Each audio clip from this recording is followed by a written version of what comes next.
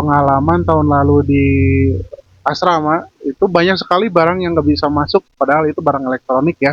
Pemanas air. Dari sini ada yang bawa palu, bawa paku, dan bawa tambang.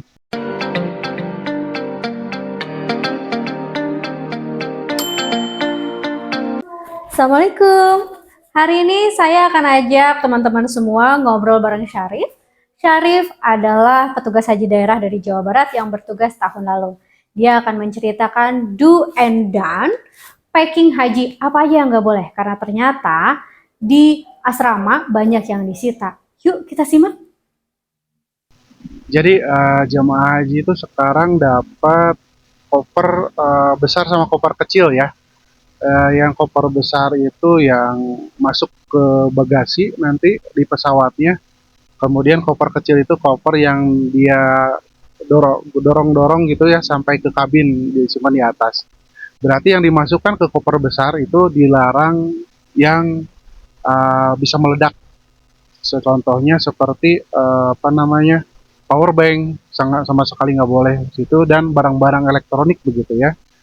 Termasuk benda cair yang kapasitas perbungkusnya itu lebih dari 100 mili. Itu sama sekali tidak boleh. Jadi kalau mau misalkan bawa sabun cair atau mungkin deterjen cair, sebisa mungkin di bawah satu per satu kemasannya itu di bawah 1 mililiter begitu ya. Pengalaman tahun lalu di asrama itu banyak sekali barang yang nggak bisa masuk, padahal itu barang elektronik ya. Harusnya bisa dimasukkan ke tas kecil. Di antaranya adalah penanak nasi begitu, banyak yang, karena kita harus ingat juga bahwa ada sekitar 3 hari di sana kita tidak akan dapat konsumsi begitu ya, sehingga orang jemaah sana akan memasak nasi begitu, kalau enggak jajan-jajan begitu ya. Dan dari tanah air udah ada yang beli penanak nasi di sana, kemudian dibawa begitu ya. Tapi di asrama itu tidak boleh masuk begitu ya, tidak boleh masuk bagasi yang besar ataupun yang kecil, jadi ditinggalkan akhirnya.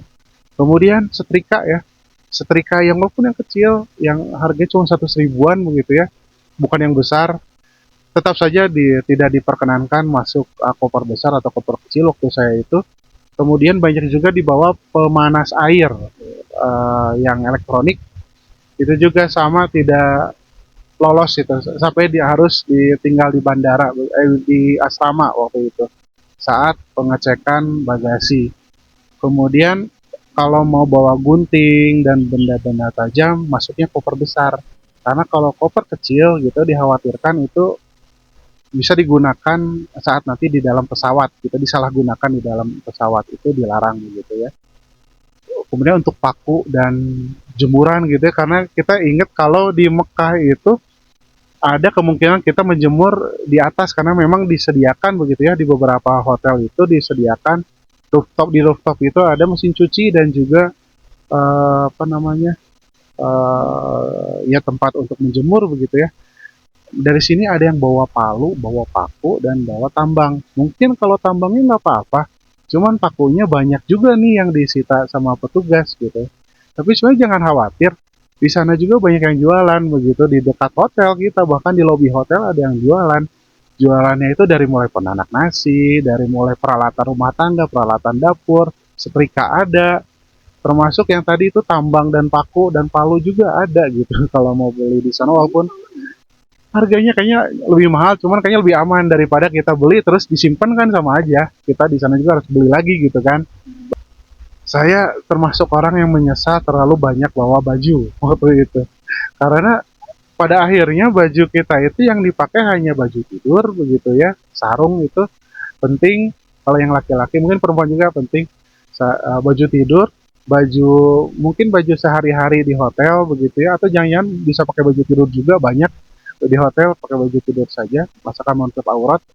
Kemudian sama baju ke masjid, baju ke masjid pun kayaknya banyak yang sampai ya bawa bermacam-macam gitu ya. Kemudian kain ihram, selain yang diberikan oleh maskapai atau dari Kementerian Agama diberi satu, dibeli ya, kita bisa beli satu lagi, sehingga pada saat di Armusna kita bisa pakai dua gitu ya, supaya tidak bau atau lainnya. Dan kalau bisa jangan terlalu banyak, karena apa? banyak sekali jamaah yang pada akhirnya bawa banyak itu, termasuk saya, meninggalkan baju-bajunya itu ya dihibahkan kepada para penjaga hotel begitu ya. Karena apa? Karena kita ingin membawa banyak oleh-oleh di tas kita begitu.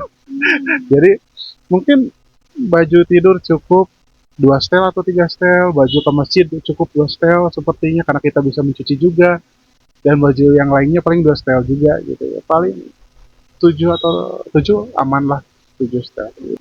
Jadi tas kecil itu ya.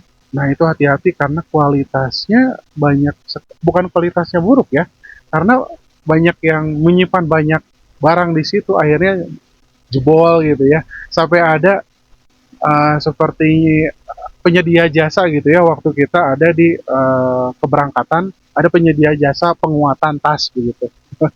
Itu memang fungsinya itu yang paling kepake adalah untuk handphone, dompet, dan lainnya. Kalau paspor kan nggak mungkin ya.